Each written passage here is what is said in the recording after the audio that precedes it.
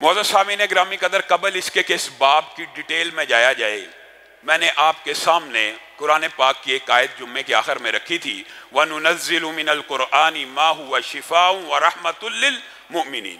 قرآن شفا کی کتاب بھی ہے، اگرچہ قرآن ہدایت کے لیے نازل ہوا ہے۔ اس بات میں کسی بھی قسم کا کوئی اشکال نہیں ہونا چاہیے کہ قرآن پاک اس لیے نازل ہوا کہ آپ اس کے اوپر غور و فکر کریں، تدبر کریں اور اس کو سمجھیں اور اس کو سمجھ کے پڑھیں۔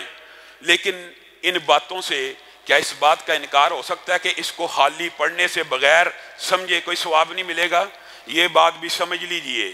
کچھ باتیں معاشرے کی رسومات بد کو ختم کرنے کے لیے آپ کے سامنے رکھی جاتی ہیں، لیکن اس کا مطلب قطعاً یہ نہیں ہوتا کہ یہ جو دوسرا پہلو ہے یہ موجود ہی نہیں۔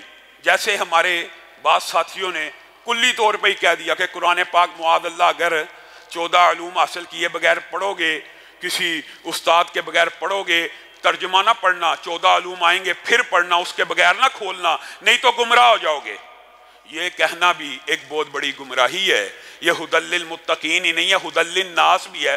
پڑھو گے تو ہدایت آئے گی، البتہ اس میں گمراہی کے امکان صرف اس بندے کے لیے ہیں جو پہلے سے ایک کنسیپٹ بنا کے بیٹھا ہو، اپنا عقیدہ نظریہ بنا کے بیٹھا ہو اور کہے اب قرآن پاک کی جو بھی آیت میرے عقیدے سے ہم آہنگ ہوگی میں اسی کو لوں گا، باقی سب کی طویلات اور تشریحات کرتا رہوں گا اور ان کے اندر من مانی تشریحات کو ڈالتا رہوں گا۔ وہ بندہ تو گمراہ ہو سکتا ہے، لیکن جو صدق دل سے قرآن پاک کو اس نیت سے کھولے کہ اللہ اس کتاب کے ذریعے مجھے ہدایت دینا، تو اللہ کی قسم اللہ اس کتاب کے ذریعے ہدایت دیتا، گمراہی نہیں دیتا۔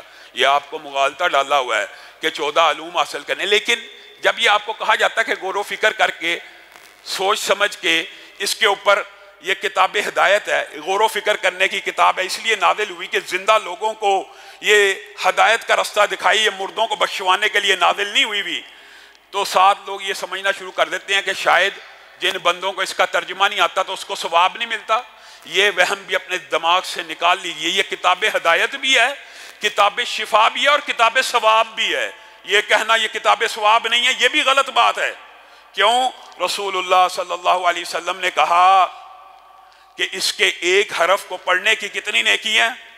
الحمدللہ سب کو پتہ ہے کتنی نیکیاں، 10۔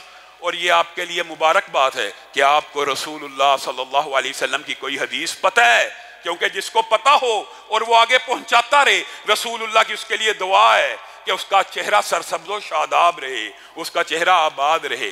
ایک حرف پڑھنے کی 10 نیکی ہے۔ رسول اللہ صلی اللہ علیہ وسلم مثال دے سکتے تھے قرآن پاک میں کسی بھی حرف کی، کسی بھی لفظ کی، لیکن رسول اللہ نے یہ عقیدہ بھی سیدھا کر دیا اور مثال کتنی عمدہ سمجھائی۔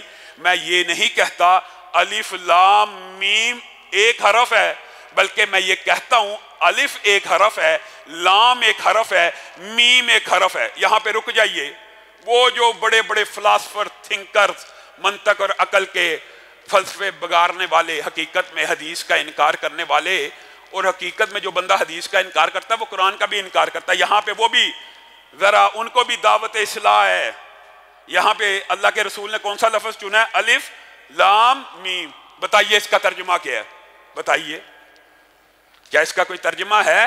اس کا ترجمہ، اس کی تعویل، اس کی تشریح اللہ ہی جانتا ہے۔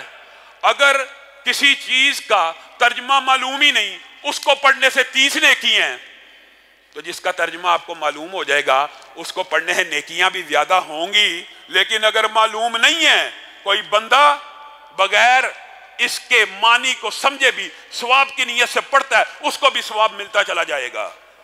یہ آج کل کے تھنکرز اور فلاسفر، ان کی عقل پہ کیسا پردہ ہے۔ ایک نے تو یہاں تک کہہ دیا، یہ پڑھنے کی بات تو رسول اللہ کہہ رہے ہیں 3 حرف پڑھنے کی 30 نیکیاں ہیں، اور ایک نے کہہ دیا کہ جو مجرد حافظ قرآن ہے نا، مجرد حافظ قرآن، جو چھڑا حافظ قرآن ہے، اس کی کوئی فضیلت نہیں۔ متفق علیہ حدیث ہے کہ جو بندہ حافظ قرآن ہے اور قرآن کا ماہر ہے، وہ کل قیامت کے دن کن کے ساتھ ہوگا؟ ان فرشتوں کے ساتھ جو اللہ کے بڑے مقرب ہیں۔ حافظ قرآن کی تو یہ فضیلت ہے۔